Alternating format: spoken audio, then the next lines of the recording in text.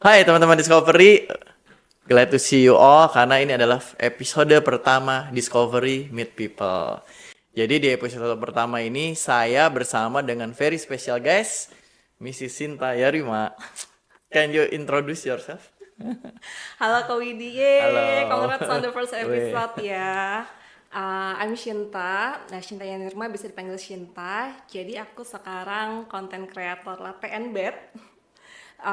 Sebelumnya aku kerja 15 tahun, pernah jadi vice president di startups, terus juga pernah all kind of professions, tapi benang merah aku tuh biasanya di seputar keuangan, investasi, dan anything. Jadi sekarang tagline aku adalah exploring the world's best opportunities. Itu can be anything. Weh, mantap. Exploring the world ya. The words. Nah, hari ini juga mau ngajak teman-teman semua untuk belajar bareng nih. Karena kita tuh suka banyak pertanyaan nih di Discovery ya, mungkin di IG-nya kita dan lain-lain. Kayak misalnya yang paling simpel aja, kalau misalnya gua udah umur 25 sampai 30 nih ya, terutama ini berarti ya Gen Z lah ya. Nah, mendingan gua tuh beli rumah, tentu saja pakai KPR, atau mendingan gue sewa aja, terus duitnya gue buat investasi. Gimana nih Ini secara pandangannya nih? Ini pertanyaan abadi gitu ya. Semua yang berumur sekitar 25-30-an akan mengalami pertanyaan ini. Tapi Ya, sebelum ini, aduh, Gen Z itu udah umur 25 sampai 30-an ya. Oh my god. udah. Welcome to real adulthood. Mulai ngitung dah. Ya. Betul-betul usia dengan adegan dewasa, yaitu menghitung cicilan gitu ya, terus menghitung Ya, keuangan dan mungkin udah kewajiban siap-siap bulanan. bangun rumah tangga ya, umur Betul, 30-an ya. betul, betul. Ya, pertama-tama congratulations udah sampai di titik ini, karena biasanya membeli rumah itu akan jadi transaksi terbesar seumur hidup untuk kebanyakan orang. Jadi it's a Wow. very big financial decision, nggak cuma financial decision tapi juga life decision and commitment gitu. Apalagi kalau misalnya membeli rumahnya, aku dulu pernah baca survei sekitar 80% pembelian rumah pertama itu dengan KPR, dan KPR itu tenornya bisa sampai 20 tahun. Jadi it's going to be a very long term commitment with the bank Ya, gitu. that's why banyak yang galau banget Banyak nih. yang Aduh, kalau gue mulai beli rumah 20 tahun nih gitu ya. 20 tahun kita tanda Gue masih kutip bisa happy-happy nggak? 20 tahun tanda kutip menikah dengan banknya gitu ya, bisa tidak ya gitu. Nah, pertama-tama pasti pertimbangannya akan dari segi finansial gitu ya, dari pasti pendapatan, dan itu juga hal pertama yang akan ditanyakan oleh perbankan. Jadi misalnya pendapatan sekarang berapa gitu kan, makanya slip gaji akan diminta dan sebagainya. Tapi kedua juga perlu dicatat kalau kondisi keuangan semua orang tuh kan nggak sama gitu ya, Ko Widya. Ya, ya. Meskipun usianya sama, pekerjaannya sama, misalkan gajinya sama persis gitu, belum tentu kondisi keuangannya sama. Karena mungkin yang satu sandwich generation gitu ya, sementara yang satu mungkin punya privilege, oh saya masih bisa tinggal di rumah orang tua karena masih single, terus juga ditambah dengan gaya hidup yang frugal, bisa jadi dua posisi ini yang satu mau nabung 10% tiap bulan aja susah gitu. Yang satu Hmm. bisa menabung sampai 70% penghasilannya, itu mungkin banget kalau misalkan masih single dan Ya, tinggal dengan orang tua dan dia dunia tidak frugal. selalu adil ya. Dunia memang tidak selalu adil gitu. Iya, tapi Life is nggak usah unfair. khawatir teman-teman. Betul. Jadi pertama yang harus dilihat adalah be honest dengan kondisi finansial masing-masing. Maksudnya be honest adalah coba duduk, udah gitu lihat pengeluaran dan pemasukan.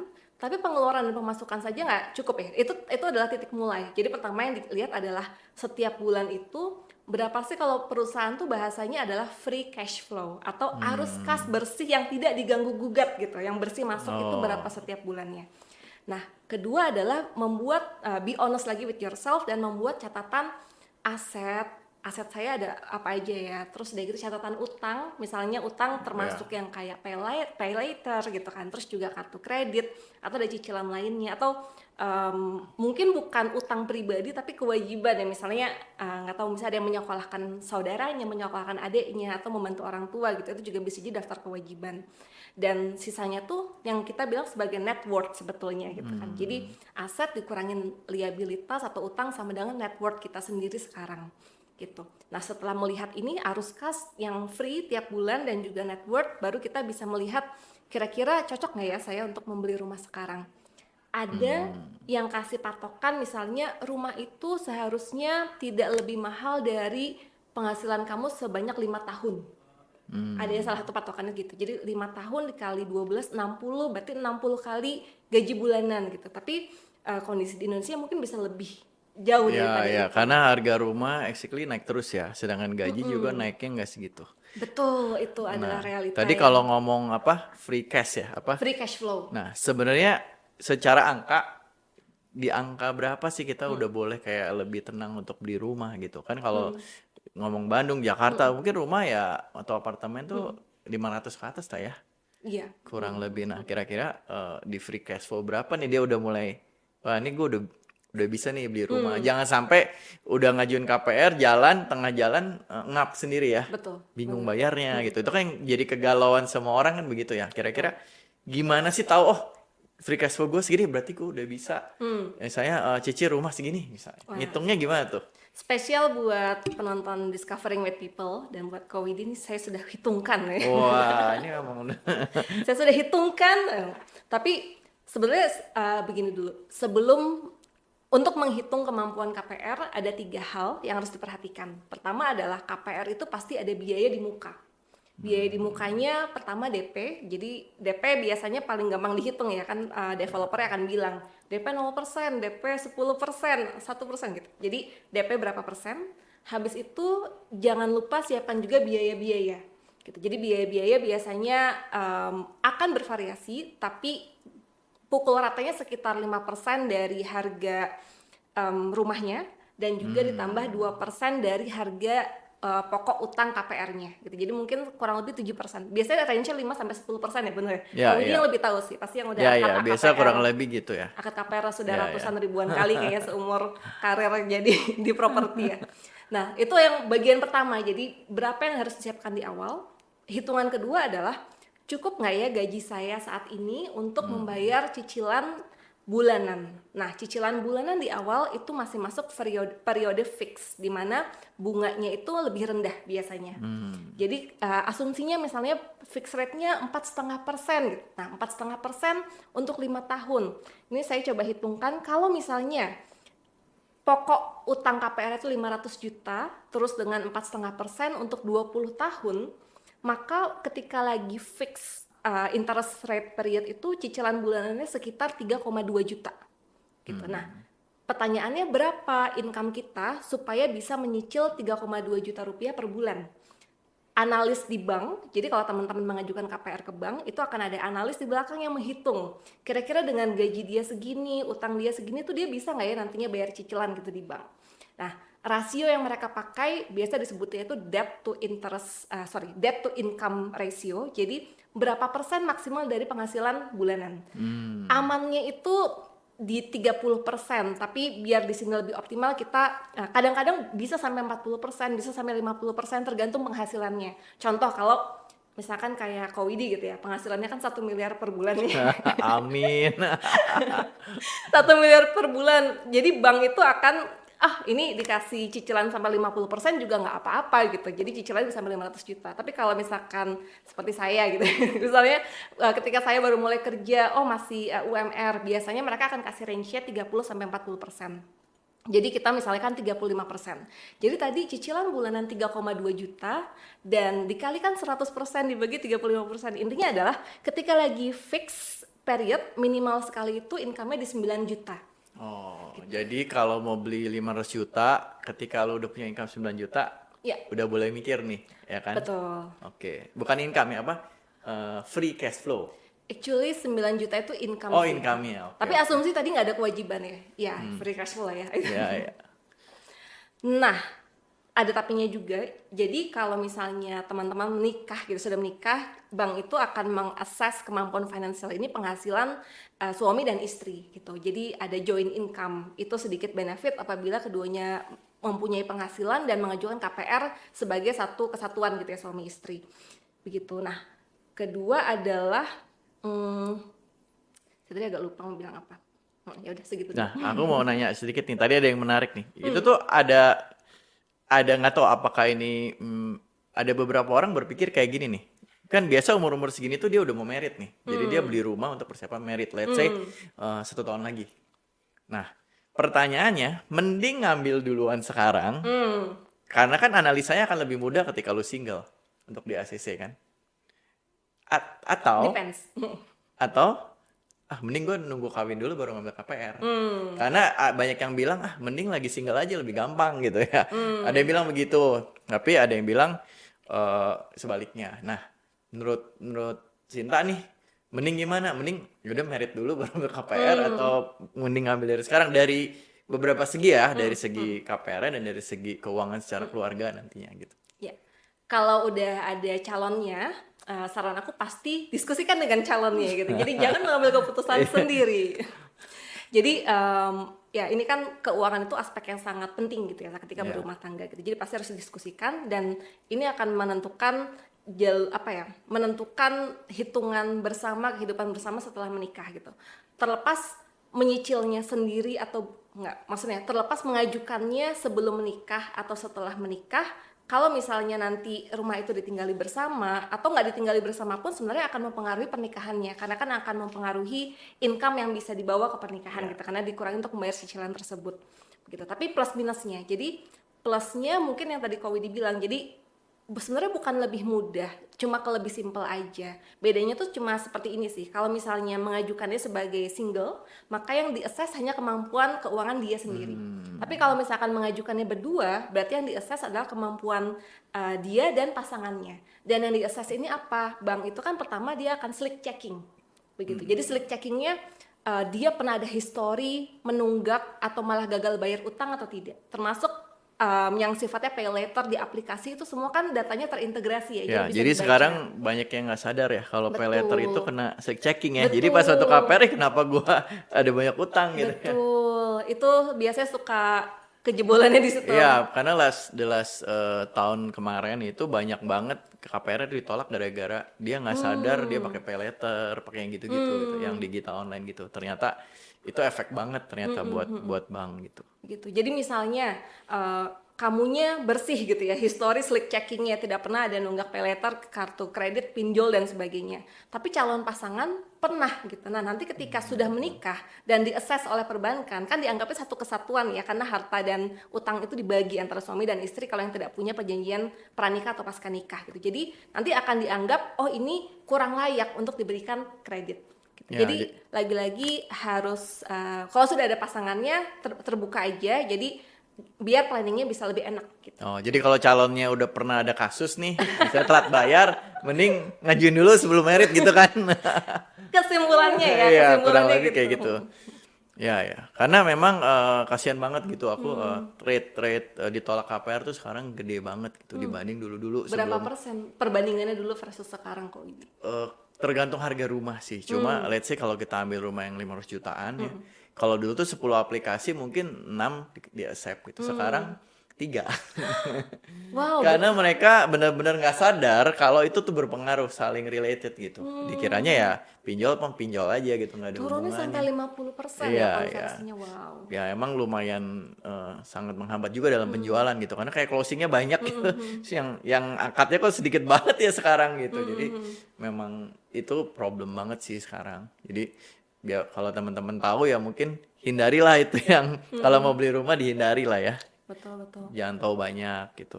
Nah, ngomong-ngomong proses, tadi Ko Widi kan sebut closingnya banyak, tapi yang akad sedikit. Nah, mungkin kalau teman-teman belum familiar gitu ya dengan proses membeli rumah, pertama-tama ketika visit nih ya, terus udah gitu bilang, oh saya tertarik mau beli rumah ini. Pertama harus bayar apa dulu? Uang tanda jadi dulu. Uang tanda jadi atau booking fee ya namanya. Iya, betul. UTJ atau booking fee, tapi di situ belum tentu bisa membeli rumahnya, betul ya? Iya, betul. Karena kalau misalnya dengan KPR tadi harus mengajukan dulu ke bank, betul. Dan proses assessment di bank itu beda dengan di developer. Jadi bisa jadi di developer tadi udah bayar booking fee, tapi dicek oleh bank, misalnya bank bilang, oh kita nggak bisa kasih kredit karena ada history slick checking yang tidak baik gitu. Istilahnya call 1, 2, 3, 4, 5. Nah kalau misalkan seperti itu berarti pembelian di developernya tidak bisa lanjut ya? Iya betul, karena harus ACC bank. Gitu sih sayangnya. Nah tapi sekarang kalau misalnya udah kejadian nih, gue kan misalnya nggak tahu nih, terus gue udah ngambil pinjol kayak 5 biji, 6 biji, ada 2 yang lupa bayar nih. Terus mau ngajuin KPR gimana ya? Maksudnya apa yang harus dilakukan gitu supaya supaya ya nanti pas pengajuan bisa di ACC gitu. mau tidak mau memang harus diselesaikan dulu sih Dilunasin utangnya. dulu ya. Nah, Jadi melunasi utang itu sebetulnya pemberi pinjaman biasanya terbuka untuk berdiskusi. Jadi misalnya teman-teman, oh saya harusnya lunas 6 bulan lalu, tapi sampai sekarang belum bisa. Coba aja dikontak, kan siapa tahu ya gitu. Coba aja dikontak melalui call centernya atau account manajernya. Bisa nggak saya diberikan keringanan atau namanya restrukturisasi kredit begitu. Nah, kalau misalnya bisa sepakat restrukturisasi kredit yang lebih meringankan dan teman-teman pasti bisa bayar dan itu teman-teman lakukan gitu, dibayar dengan menepati pelunasannya, nanti lambat laun history slip checking itu akan bersih kembali ya gitu. Karena slip checking itu kan ada masa berlakunya berapa bulan ya Kak Widi? biasa 6 bulan. 6 bulan. 6 Nah, bulan. jadi maksudnya kalau Setelah beres ya harus 6 bulan. yes, Baru misalnya bersih. bulan ini nih, bulan ke-1, terus saya mau KPR ditolak karena slip checkingnya jelek. Terus saya selesaikan dulu ke pinjolnya, saya boleh nggak nyicil gini, terus kayak oke. Terus dia cabut gitu kan history jeleknya. Dan mulai bulan depan saya rutin menyicil sampai lunas. Berarti bulan ke-7 harusnya saya kalau apply KPR lagi historinya sudah bersih. Begitu Ya, betul ya? jadi jangan langsung tanda jadi ya. Jangan langsung tadi jadi. Beresin dulu itu 6 bulanan ya. Baru tanda Betul. jadi karena takut angus ya tanda jadinya. Betul. Nah, sekarang juga ada beberapa aplikasi yang bisa yang bisa cek Oh. slick checking secara mandiri sebetulnya. Oh, Jadi oke. si BI Score itu ya. Jadi banyak aplikasinya. Jadi Itu kita semua orang boleh. semua orang boleh. Jadi Oh. bayarnya pun nggak mahal, cuma berapa puluh ribu rupiah. Terus paling Oh, upload I KTP see, I nanti see. bisa Menarik. download. Jadi supaya kita siapa tahu amit-amit ada cicilan yang kita tidak sadari. Terus kan juga nggak dipungkiri Iya. sekarang keamanan data lumayan Iya, buruk ya. betul. Ada juga yang pernah kejadian dia bingung, ini bukan utang saya, kenapa saya muncul? Nah, betul betul. Itu bisa terjadi juga sih sayangnya. Jadi biar aman mending sebelum uang tanda jadi cek dulu. Kalau sudah aman oke kita gas gitu ya. Kalau memang Iya. memutuskan untuk nyicil rumah. Oke, ini balik ke pertanyaan awal tadi ya. Oke, ceritanya nih udah punya tadi net cash 9 juta itu ya. Berapa? Ya, 9 itu bisa sama beli 9. rumah 500 juta gitu. Terus pertanyaan berikutnya, aduh, mending gua beli rumah aja atau gue masukin dulu aja ke investasi lain. Kan sekarang banyak anak-anak muda tuh banyak diajarin ya, banyak course-course, main saham lah, ada yang bilang dari 10 juta bisa jadi 100 juta gitu ya. Nah, kalau kayak gitu gimana nih? Mending gimana? Ya udah beli rumah dulu biar aman atau mending gue puterin dulu baru nanti beli rumah. Nah, gimana ngaturnya? Kan pasti orang banyak galau ya. Iya, sebenarnya tidak ada yang mengharuskan beli rumah ya. Ya, Ini saya betul. dikasih head comments nggak Ya, komentar karena sekarang begini. lagi tren ya, mending nyewa aja gitu kan, uangnya buat yang lain gitu. Iya, jadi memang beli rumah itu sesuatu yang lumayan cultural, I would say ya. Kalau di Asia, terutama di Indonesia masih sangat cultural. Jadi ada ekspektasi, misalnya biasanya kan sekolah yang tinggi, nanti lulus sekolah menikah punya Beli anak, rumah. beli rumah gitu. Jadi ada Ya, ekspektasi dan lumayan kebiasaan gitu ya dari generasi-generasi sebelumnya.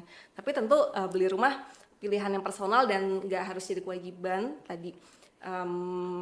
Nah, kalau ditanya mending beli rumah atau mending invest dulu, tergantung investnya di mana gitu kan, dan apakah kamu yakin dengan kemampuan investasi kamu tersebut. Intinya semua keputusan itu kalau secara keuangan harus dilihat antara cost dan benefit, antara Ya, cost ya. dan reward gitu kan. Cost pasti biaya yang kita keluarkan, dan kalau beli rumah ya teman-teman sudah tahu biayanya tadi yang kita sebut sekitar 5-10% ya, tengahnya 7%-an lah itu biaya di muka. Lalu juga setiap tahun kan ada biaya bunga sebetulnya Ya. antar untuk si rumah tersebut. Namun benefitnya apa gitu, rewardnya apa? Rewardnya adalah kalau dari keuangan mungkin ada capital gain dari rumahnya, akan tergantung dari lokasinya begitu ya, dan juga prospek dari si area tersebut. Namun juga ada benefit yang mungkin non monetary gitu ya. Jadi non monetarinya mungkin saya memang membutuhkan rumah untuk keluarga saya, atau saya butuh rumah untuk tempat tinggal jangka panjang. Dan itu memberikan saya kepuasan batin, dan itu mungkin tidak bisa dinilai dengan uang. Jadi memang ada yang keputusannya seperti itu dan sangat valid gitu ya. Atau yang aduh saya sudah mau punya anak gitu dengan pasangan, dan memang secara pribadi menginginkan ada rumah untuk keluarga kecil ini, itu sangat valid. Namun ada juga yang pilihannya lebih ke sangat hitung-hitungan dan oh dengan cost segini yang saya keluarkan gitu 7% di awal, terus setiap tahun mungkin ada beban bunga yang antara 5 sampai 12% tergantung dari bank mana. Kayaknya kurang worth it untuk saya saat ini gitu. Jadi mending saya putar dulu uangnya, sementara saya sewa dengan harga yang hanya berapa persen dari harga properti tersebut. Sama-sama valid sih, tergantung pilihannya seperti apa. Nah, hal kedua yang mungkin kadang orang lupa pikirkan adalah berapa lama sih kamu mau tinggal di daerah itu. Oke. Terkadang mikirnya, oke kita karena dari dulu tinggal di sini, sekarang kerja di sini, jadi saya mau beli rumah di sini. Tapi ternyata 5 tahun kemudian dia sudah pindah kerja, gitu. Sementara 5 tahun awal masih pendek ya dibandingkan tenor KPR yang sangat panjang gitu. Jadi agak sayang kalau misalnya dalam 5 tahun ke depan masih mau berpindah, belum tahu akan tinggal di mana, namun sudah KPR dengan yang tujuannya memang untuk rumah hunian. Dan satu lagi adalah kadang yang terjadi awalnya beli rumah untuk dihuni, lalu KPR, tapi karena pekerjaan atau kondisi keluarga akhirnya harus pindah ke luar kota, dan rumah itu antara disewakan atau mungkin dijual lagi. Tapi rumah yang tadinya dibeli untuk jadi hunian belum tentu bagus untuk jadi properti investasi, karena tujuannya sangat berbeda antara dua hal ini. Jadi aspek-aspek tadi mungkin ya Kak Widya. Nah, pernah nggak ngitung gitu ya, kalau 9 juta kan setahun ya 100 juta something lah ya. Terus 100 juta itu gua investasikan ke saham lah, anggap aja pede banget nih, bisa lah 20% aja setahun gitu ya. Kan itu masuk akal ya kalau 20%-nya, tapi nah, pernah nggak bandingin gitu capital gain, jadi utang dari utangnya yang kita bayar nanti setelah anggap 5 tahun kita jual, dikurangi utang, dibandingin sama tadi tuh kalau gue puterin di saham dikurangi uang sewa. Pernah nggak hitung-hitung gitu? Sampai lengkap dibandingin saham tuh belum, tapi aku ada hitungan opportunity cost. Nah, gimana Jadi tuh? opportunity cost berarti tadi berapa sih total bunga mungkin ya yang Wah, ini kita semua bayarkan. dihitung ya. Semua di atas dunia ini harus dihitung. Iya, ini emang orang finansial ini. Jangan pakai insting teman-teman, itu berbahaya ya. Numbers don't lie gitu ya. Jadi Ya, kita ya. percaya sama angka gitu. Jadi ada istilah namanya opportunity cost gitu kan ya. Oke. Jadi misalnya